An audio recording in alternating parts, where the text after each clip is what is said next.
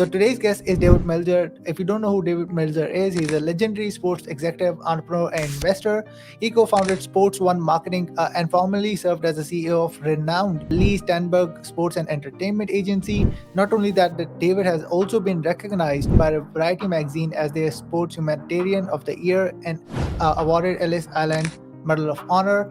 He also the executive producer of Apple TV series 2 Minute Drill in Office Hours. His life's mission is actually to empower over 1 billion people to be happy. Inspiration to facilitate the aggregation and the exponentiality of outcomes and the acceleration that create the abundance of the capability of empowering others like you to empower others to be abundant, to be happy, to make more money, help more people, and have more fun. Not only that, his life is led by only one thing, which is value, which is definitely going to be in today's episode as well. So please welcome David Melzer. Hey, David. Thanks for having me, RJ.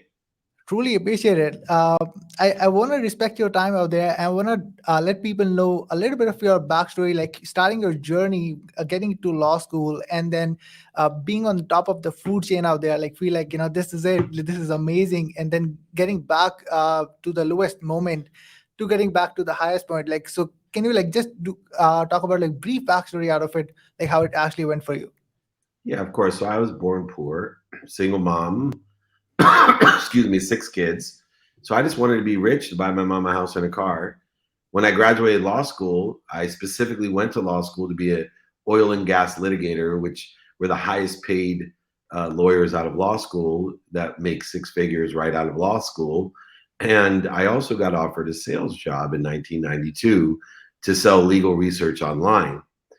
Even though my mom, who was my purpose, my mom was my hero, my mom was my most trusted advisor, told me the internet was a fad and I better be a real lawyer. And it would be the biggest mistake of my professional career if I took a sales job in the internet instead of being a real lawyer.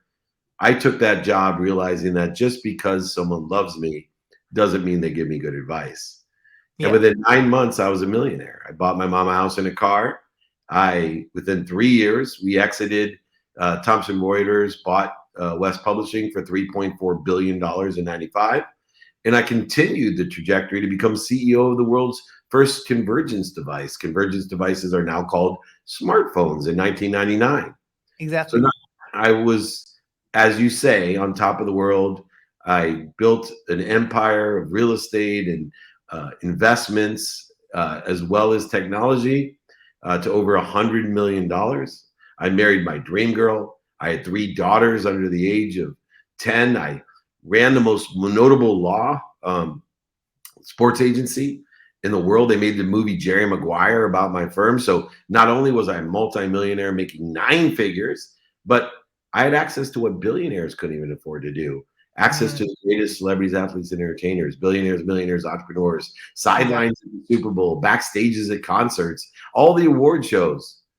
And in that journey, the confirmation that money would buy me love and happiness was omnipresent until I realized how empty and misguided I was, not believing in God, but making money my God and keeping money above me. I realized through the help of my mom and dad, my best friend and my wife, that I was empty, that I was spiraling at a rate that I could never recover from. Yeah. And thankfully, with the help of my mom and my dad, my best friend, and of course my wife, I found my values. And I've lived the last 17 years as I went from having, example, 33 homes in San Diego alone to a rented house with rented furniture and 1 car, back up bigger than ever, making more money, helping more people, and having more fun by living not only with my values, but utilizing daily practices and an execution model that is applicable to empower others and apply your why through intellect, intuition, and inspiration to facilitate the aggregation and the exponentiality of outcomes and the acceleration that create the abundance of the capability of empowering others like you to empower others to be abundant, to be happy, to make more money, help more people, and have more fun.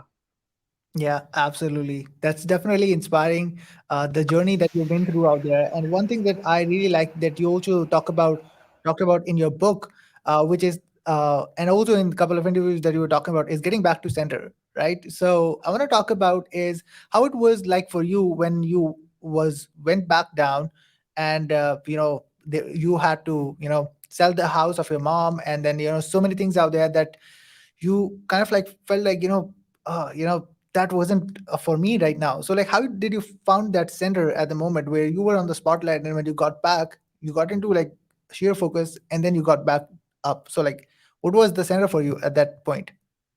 Well, first of all, it started with meditation.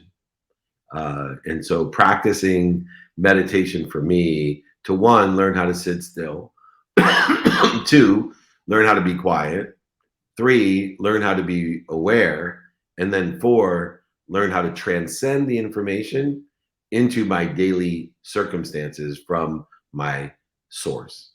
And Mm. so meditation was a key of number one, finding my baseline. See, most people live their life rolling a boulder to the top of the hill just to have it roll down to the bottom in the morning. Most people live their lives like tubes, food in, food out. I created a plateau and growth strategy by knowing my center and then identifying the fear of the past, fear of the future, resentment or guilt or fear or anxiety, worry, that would put me in a trajectory or create interference from my ease, put me at dis-ease. And it was faith being the gratitude of the future, not the gratitude of the past, was I always had. I just lacked the gratitude of the future because I was always searching for more. I was living in a world of not enough or just enough, always trading, negotiating. I was always living in quid pro quo, giving to receive, not realizing that you can't give more with less. And until I understood that it wasn't a matter of what I had to do to get more happy, more healthy, more wealthy, more worthy, it was the faith through appreciation of the future that it already existed in something that's bigger than me, an omniscient, all powerful, all knowing source that loves me more than my mom, protecting and promoting me through a bankruptcy, through the challenges, the losses, the tribulations, the stresses, the pain, the anxiety, through the struggles and successes and defining moments of my life, the traumas of my life, through all of that, when I realized that it was true faith, gratitude of the future that allowed me to live in an omniscient, powerful, abundant, infinite, unified system of thought that had everything, more than enough of everything, not just enough happening to me, not just enough of trade and negotiation, buying things I don't need to impress people I don't like. Yeah. Simply, I am already appreciative. I have faith that I am happy, I am healthy, I am wealthy, and I am worthy. How could I not be with something bigger than me that loves me and protects me more than my mom, but it knows everything? How could I not live in a world of more than enough? How could I not be abundant? And so instead, I started to live my life of I am happy, healthy, wealthy, and worthy. What am I doing to interfere with it? And utilizing the baseline that I created through the awareness of meditation to identify the fear of the past, fear of the future, and see what ego-based consciousness I prescribe to each of those fears. I was able to not only identify the fear, but utilize it in order to put me at ease, not at dis-ease. Yeah. So it means like acknowledging what was going on wrong right at the moment, and then like just go on optimize it and see like what works better, right? Exactly. And so, accelerating in the wrong trajectory with a need to be right, offended, separate, inferior, superior, a need to be anxious, frustrated, angry, guilty, separate, all of these feelings that you have, they just put you into dis-ease. They accelerate you into what you don't want instead of accelerating, aggregating, and compounding you into what you do want. Exactly. Love it. uh, Also, like in your story, which is also amazing, and for the people who don't know, and the people who are jumping on live, obviously they're going to get the access of the book as well after the interview ends. But one thing which was super amazing for you is you were right at the moment, especially being in tech as well, right at the internet. You've been known as the internet guy as well back then, and also you've been able to see like the changes, the ups and downs, and all of that, the dot-com bubble and all that, and then now the trend of AI. So like, how you were able to make yourself relevant out of like more than 3 decades or more, and still be here and transition yourself and still dominating that part of the industry as well. Like, so what do you think about it? Yeah, because technology is a servant, not my master. I've always utilized technology to enhance, to amplify my skills, to amplify my knowledge of who, and to amplify my knowledge of what, and align it with synergy and supplement value to what I thought was doing well, what I thought was stable, and what I thought was going to be doing well in the future. And so, taking a perspective of technology as a servant, I was able to amplify my power, to accelerate, aggregate, compound my value instead of most people, especially older people in a state of early adoption, Yeah. this technology. They're afraid of technology. They use or think of technology as a master. What they don't realize from the beginning of time that you have a simple choice, whether you see the universe or God or divinity as a master or a servant. I've always seen technology from the beginning of time as something that will protect and promote me, not punish me.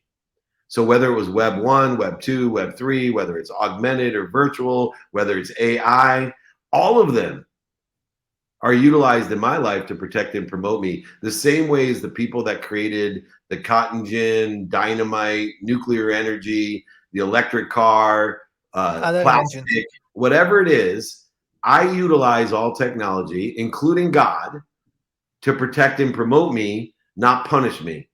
And I know one thing about that: those who take technology and utilize it as a servant, not as a master, that can find the light, the love, and the lessons. And when you can find the light in what it is and be the light by utilizing technology as a servant, one particle of light overcomes a million particles of darkness. You will find abundance. You will be protected and promoted and not punished. Those people that believe and utilize technology as a master and are looking for punishment from their master are going to be punished. They're going to get Yeah. exactly what they don't want, what other people want from them, or what's missing.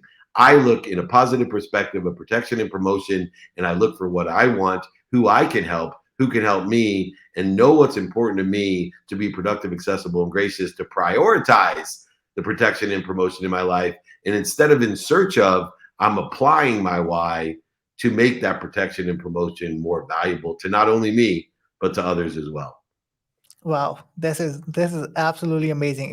Especially the point that you mentioned, the differentiation of being a master and a servant, and then treat things like that, so that you don't get, you just don't get away with it, and or stay behind just because of there's a technology coming on, a new thing coming on, and you feel like, you're just not, You know, adapting you or know, you using know, it.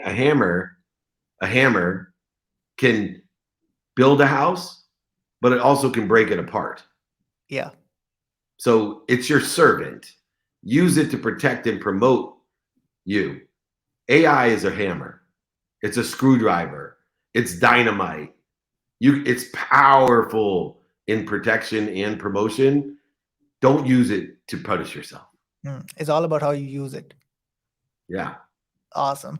Also, like in your journey, which is amazing, is your wife played actually a crucial role, not only in the ups, at the point to give you the reality about, like, hey, you have to do something out there, and then you actually got back and, like, got things into momentum. For a lot of people, I'm not married at the moment, by the way, out there, but I think it would be helpful for a lot of people to understand, I would say, some characteristics for a partner, as an entrepreneur, especially because then things goes up and down, and it affects in a lot of different ways. So, like, if you define some characteristic for a partner who's already a partner, or future gonna be, so what do you suggest, or what do you think about it? Yeah. So for me, it's the best decision I've ever made. And my wife still is the most important person in my life. Yeah. She is my soulmate. And so, in order to do that, we have to be aligned with our values. So, both of us are completely aligned in gratitude, in forgiveness, in accountability, and effective communication. We also share our daily practices. So, we spend a minimum amount of time every day practicing together, working with one another, collaborating, coordinating, and finding and looking for the light in one another. I think that's a big part of, beyond the alignment of values and the daily practices, is you get what you look for. It's the same thing as making technology your servant. If I look for what makes my wife wonderful, she's wonderful. If I look for what makes her horrible, she's horrible. And Hmm. so I have found in 25 years of marriage, and knowing my wife since I was 9 years old, so for 46 years I've known her, that the biggest transition or difference beyond our values always being aligned, getting our daily practices aligned, using time as a dependent variable. The biggest differentiator in the last 17 years of my marriage compared to the first 8 is in the first years of my marriage, I was always looking for what I didn't want instead of looking for what I do want. And guess what? The minute I wanted to look for what I do want, I got more of what I wanted. When I looked for what I didn't want in my wife, I got more of what I didn't want. So little things like leaving the her shoes on the stairs that used to send me in a negative spiral as if I was married to the worst person in the world, instead of looking for the kindest, most beautiful, unbelievably intelligent woman. That's what I have now, instead of, some annoying lady that leaves her shoes on my stairs. What do you Yeah. want, RJ? Get what you want, align your values, your daily practices, and look for what you want. And I promise you, all of your intimate relationships, business partners, your life partner, whatever it is, will be perfectly in connection to and through you. And you will be able to quickly identify what's interfering with that beautiful connection. I have time for one Awesome. more question, my friend. Yeah, the last question actually that I want from you is I want to know from you is what's actually one thing that you want to get known for you after you're gone. So like, what is the one thing out there that you want to get yourself That's known? Like, hey, easy. David Milzer equal question mark. What do you think about Kindness. it? Kindness. So I want people to be kind. In fact, I know you support my book. I want to send everybody a copy of my book. I will sign it, send it to you, pay for shipping and the book, thanks to RJ. So for your whole community to teach kindness, it's much better to be kind than right. Be kind to your future self. Do good deeds. Email me, david@dmeltzer.com. I'll be happy to help you with the kindness, as well as provide you this great empowering gift of my book. I will sign it, send it to you, pay for the book and shipping. Thanks to RJ. Thanks to interviews of entrepreneurs. I appreciate your time. Happy to come back, and I would love to have you on my live with me. I appreciate you, my friend. I truly appreciate it, David. Well, again, thank you so much for being on the show today out there. I don't want to take a lot of time. Any last thing that you want to say before we round the show up? Ask for help. The easiest and fastest way to get to where you want to be. It's radically humble. It's a value add proposition, not a zero sum game. Don't buy things you don't need to impress people you don't like. Be humble, ask for help. You will get there a lot faster, and you will provide value to the person that you're asking help from. Thank you again. I look forward to everyone. David@dmeltzer.com. Have a great day. Truly appreciate it, guys. And yeah, guys, thank you so much for watching. We're definitely going to see you guys on next episode.